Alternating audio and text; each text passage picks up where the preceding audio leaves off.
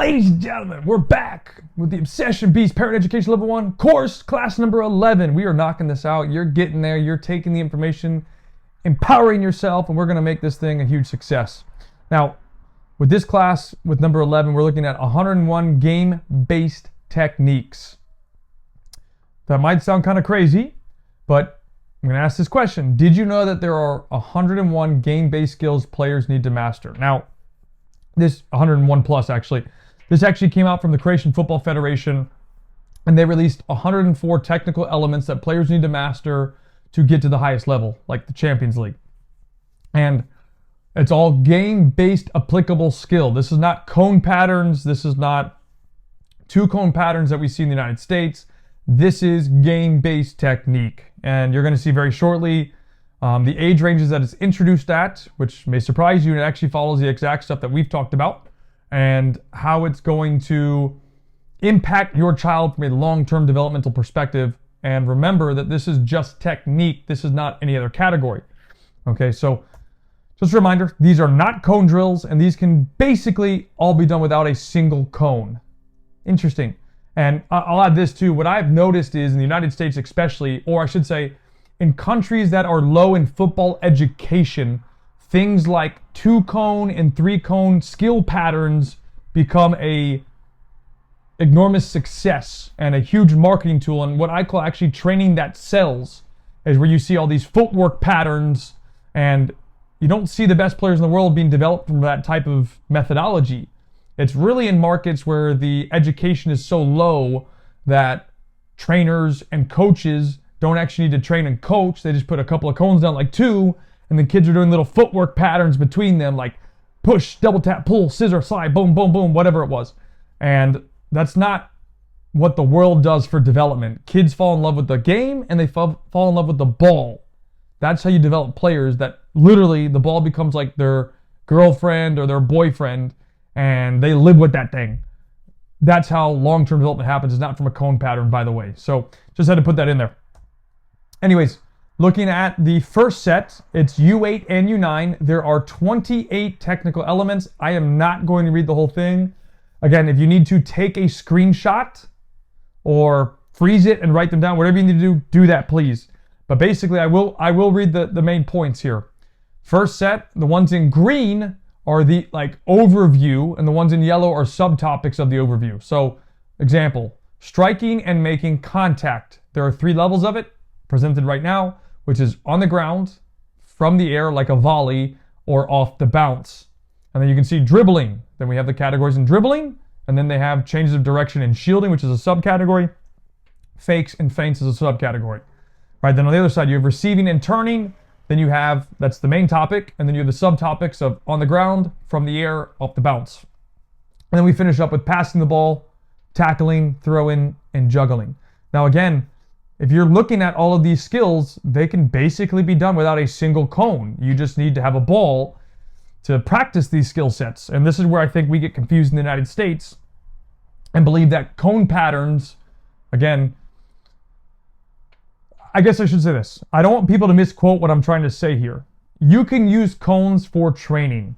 Where I have a personal issue is when you have, you take literally 2 cones, you put them on the floor like this, or 3 cones, and the kid is doing a pattern, like pull it forward, back, push it like this. Like, that stuff is not transferable to a game, and it's not what the world has done to develop players. Now, I use cones in my session for example, like defenders. You dribble towards the defender, you do a skill, boom. Or maybe you need to cut around it or something. But to sit there and make a player do a pattern off a cone, that's something I personally don't agree with. And I implore you to look in a different way. And we try to always use our training in ways that are beneficial for long-term player development. That is game-based technique. So just keep that for reference. Okay, so let's look at the next one. U10, there are 30 technical elements. Again, you have your main topic and subtopics, or I should say main topics in green, subtopics in yellow, and then you have what they are without any color coding. Okay, so this is the U10. There are 30 elements, so obviously it's a bit more expanded. We have striking and making contact, dribbling, receiving and turning, passing the ball, tackling, throw-ins, and juggling. And again, now I'm only going to read the main topics, not the subtopics. If you need to freeze it, freeze it. take a picture, do what you need to do. Okay, U11 now, there are 16 technical elements. So we have our striking and making contact category, we have our dribbling category, we have our receiving and turning category, we have passing the ball category, tackling category, throw-ins, and juggling. And those are our main categories for U16. And there's only 11 skills in this one. Okay, again, pause it, screenshot it, whatever you need to do to take advantage of this, do it. Next one we have U12, which is 20 technical elements. Again, following the same process. We have striking and making contact, dribbling, and you can see here now that we're getting to U12, there's way less dribbling stuff that's being introduced. And there's more things that are going to be receiving and turning as the example. So we have receiving and turning, passing the ball, tackling, juggling, and heading. Heading. U12 introduction. Okay, next one we have 12 technical elements by U13 that are introduced. We have the following: striking and making contact, and I will read these. So on the ground, crossing with a bend pass and a whipped pass. Those are the two. From the air, this is volley, so side bicycle kick and overhead bicycle kick.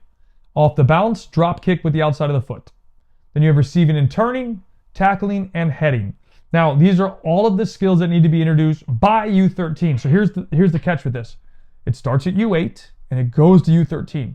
All technical skills need to be introduced by U13. I didn't say mastered, introduced by U13, but it starts at U8. So U8, U9, U10, U11, U12, U13. All technique introduced. That's it. And then you have the rest of the years to achieve mastery and be proficient. Okay? So I will go back in a second, but let's ask this question. Did you notice the amount of techniques learned between U8 and U10? So if we go back to U8 and U9 and U10, so the three age ranges, there's 28 and 30. That's almost 60 skills. That's 58 exactly that players need to learn between U8 and U10. That's a lot of information. And when I say learn, be introduced to. Right? That's a lot. If we're talking about what top level academies around the world implement, here it is for you. Okay, so keep that in mind. A lot of stuff. Okay, now follow-up question: should the focus, like your focus as a parent, should your focus be on the result or the process of development? And the choice really comes down to you, obviously. But do you want your child to have potential because their goal is to become a pro or collegiate player, or is winning a $4 medal and a $50 trophy? Oh, and by the way, we can't forget this, the social media post on Instagram worth more than your child's development? That's the question you need to ask. And I brought this up once before with one of our other classes, and I'll say it one more time real quickly for you. My dad asked me, let me do this again. My dad asked me maybe a month ago, and he said, Kyle, do you want the U10 Champions Trophy from the Jefferson Cup? And I looked at him and I said, Dad, that trophy means more to you than it does to me. But you can't take away my experience playing Division II college, playing semi-professionally in France, and representing the United States men's national team in futsal at World Cup qualifiers and in the World Cup in 2019, as captain, by the way. And on top of that, you can't take away that I've trained some top-level professionals, including Luis Nani. That has stuck with me. A trophy you can take all day, but that I've earned, you can't stripe that from me. You can't take it. That's with me forever. So for me personally, I can't tell you what to do. I can only tell you what I would do. For me, a $4 medal and a $50 trophy and a post on Instagram isn't worth sacrificing my child's long-term development and the way that he plays just to win.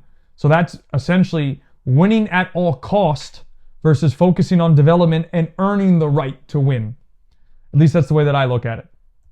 So let's ask the next question. And this is going to be a little bit more information to look at. Can your child pass the following? Which is what I call my child is good framework. So if you think your child is good, they will be able to pass this testing. And there are a couple of things to look at. And here they are.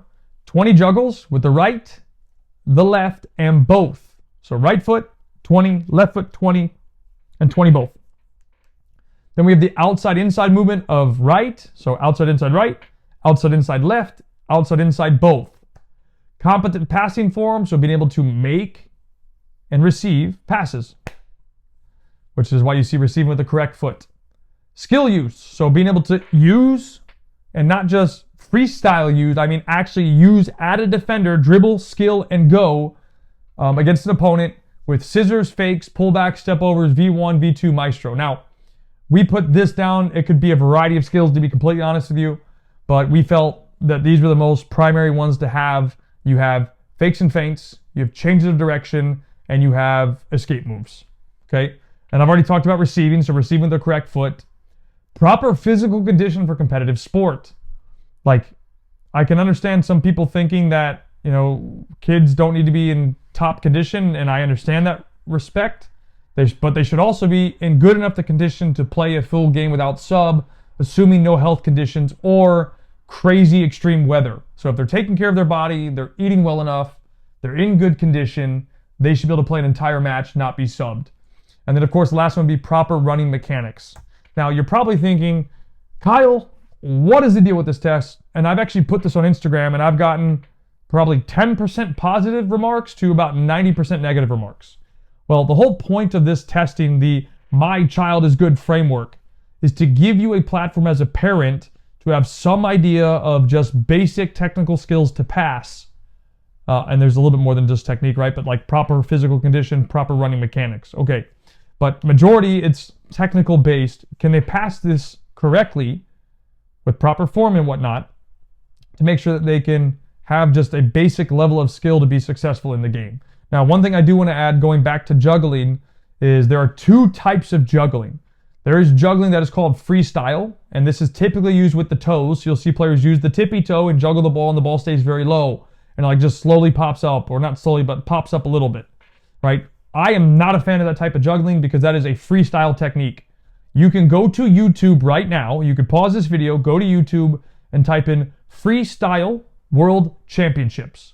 So if you go to Freestyle World Championships in YouTube, you will find players that are ridiculously good with the ball, but they use toe juggling. So they juggle the ball with their tippy toes like this, and the ball just pops up like this, right? But that is not game-based applicable technique. That's why those guys are in Freestyle World Championships. My opinion, my recommendation is, and what I would teach and what I do teach, is juggling with the shoelaces. So you can pop the ball higher if necessary, like up to your head, your chest, your thigh, the inside of the foot, the outside of the foot. Those are the types of techniques that we train: inside of the foot, shoelace, and outside of the foot, not the toe, from a juggling perspective. So just keep that in the back of your mind. And that kind of wraps it up. We'll get to the recommendations here for the Class 11. You need to focus on development and game-based techniques. I think I've given you enough evidence as to why. That choice is ultimately yours, what you like to do. Do you need any cones for skill development? I'll leave that question with you. I've already answered it and what we try to do. Now, do we use some cones? Yes. But we're not using 2-cone patterns. Push here, pull there, slide it here, outside of the foot. Nope. We don't do that type of stuff. Have I done it before? Yes. What I have found, though, is it's more beneficial for players with very, very, very low skill, not for players with average skill or higher. Because once they get to a certain point, there's other ways you can improve skill and make it more game-like, personally. Or at least translate it better to the game. The next one would be, notice the importance of development from U8 to U10 using game-based technique. Challenge your players with the testing found previously. And then finish up with, is a $4 medal and a $50 trophy, and plus the Instagram post, more important than your child's long-term development, even if they don't become a professional, just their long-term development. Maybe it's to be a future leader. Is that more important than your $4 medal, the $50 trophy, and the IG post because your team kicks it and boots it and slams it? The only person that can make that choice is you. I think you have more, I would hope that you have more awareness to actually help teach your player to be successful in the long run, whether that's in the game or outside of the game. Just my personal thought. And without further ado, guys, I'll see you in Class 12. Let's get to work, and we'll see you there momentarily. Ciao.